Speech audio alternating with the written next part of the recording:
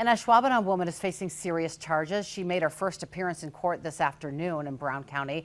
Tanisha Washington charged with second-degree recklessly endangering safety, use of a dangerous weapon, disorderly conduct, and obstructing an officer. Samantha Cavalli attended Washington's hearing today. She joins us live outside the Brown County Courthouse with more on the case. Samantha.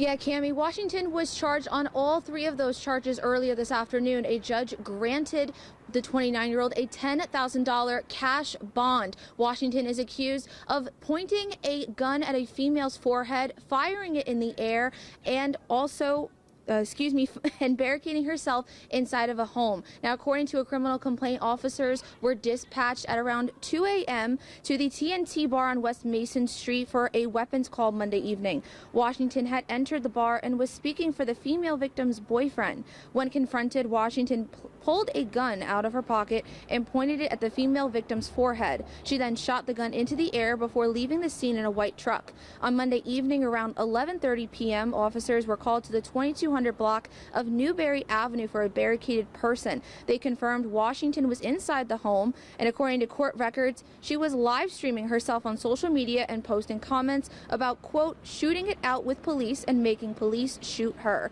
The crisis negotiation and SWAT teams took Washington into custody around 2:30 a.m. on Tuesday morning. Now, the prosecutor said because of the nature of this offense itself, Washington poses a significant risk, and that is why the state asked for that $10,000 cash bond. Washington will be back in court on April 28th at 9:30 a.m. for her preliminary hearing. Reporting live in Green Bay, Samantha Cavalli for Action 2 News.